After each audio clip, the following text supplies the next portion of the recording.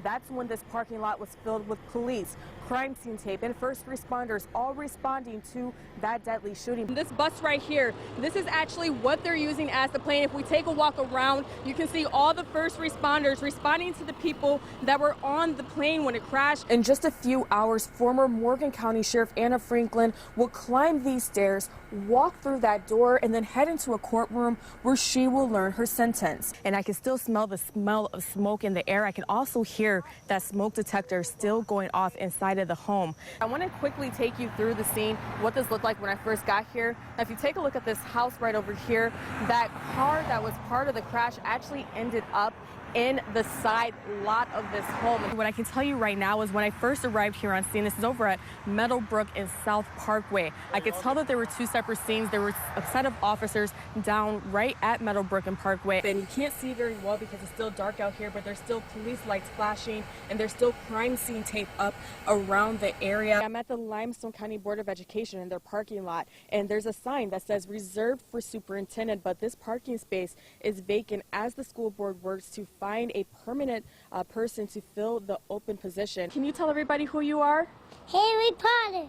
Harry Potter. And Harry Potter is going to help me tell you guys exactly how you can stay safe this evening. The Decatur Fire Marshal tells me that this home on Clearview Street is likely a complete loss. And if I take a step behind the camera, I can show you that you can see from this home all the way from the front straight through the back. I was just shook of like, I couldn't believe the house was burning up. I mean, I was like, it couldn't happen, you know? I thought, you know, this would never happen. 11-year-old Heaven Garth told me she lived in this home on Clearview Street with her mother, but they were staying at her grandmother's house when the fire started. My grandma was saying, the house is burning up, the house is burning up. Heaven, her mother Brooke, and her grandmother made their way to the home, which they found destroyed. When Engine 5 got on scene, they said that the house was fully engulfed and flames were coming through the roof. Heaven and her mom returned to the home after fire crews left, and they're shocked by the devastation the fire left behind. It just makes me feel like sad because this was my, you know, this is where I lived and, you know, it's gone. But even though they lost all of their belongings, Heaven tells me she's grateful they weren't home.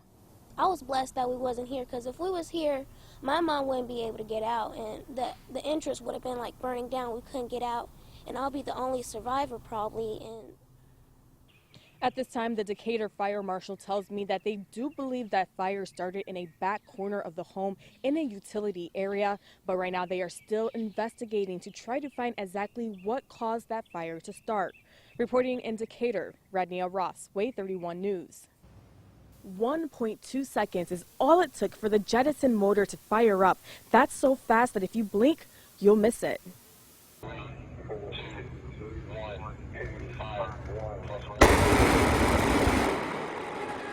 Wednesday morning, NASA, along with its contractors, gathered at the Redstone Test Center to fire up the Jettison motor for qualification.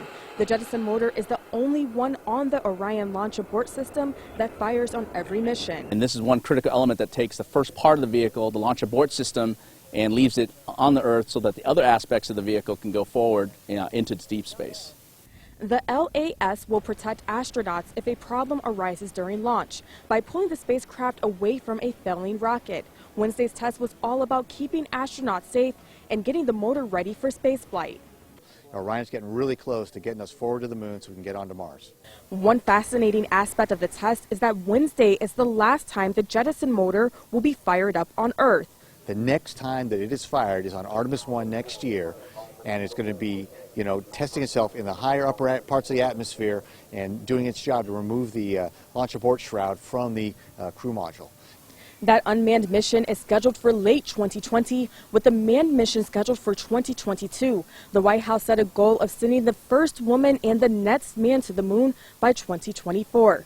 In Huntsville, Rodneya Ross, Way 31 News. Huntsville Fire, Police, and HIMSI all gathered here at the flagpole for a moment of silence. And at 7:46, the exact time that first plane hit the World Trade Center, they set off all the lights and sirens on the vehicles to honor the first responders who ran toward danger.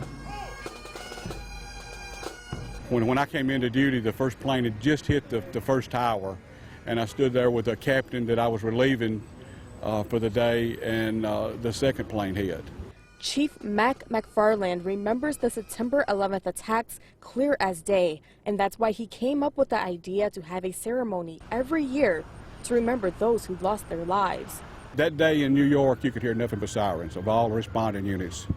And it's a day that has forever touched the lives of first responders and civilians across the country.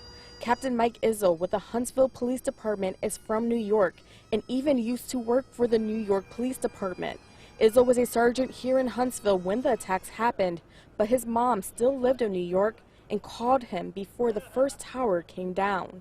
When your mother's on the phone telling you, we're under attack, I don't know what's going on, but the towers are going to go down. Izzo lost friends who worked for both NYPD and the New York Fire Department when they responded to those attacks that day. And 18 years later, there are firefighters still dying from responding to the World Trade Center, which is why all first responders I talked to today said it's important to never forget 9/11. Because of diseases that they contracted going to this event. So the effects of 9/11 is still with all of us when we see these people die and the diseases that they're having to face. In Huntsville, Rodneya Ross, Way 31 News.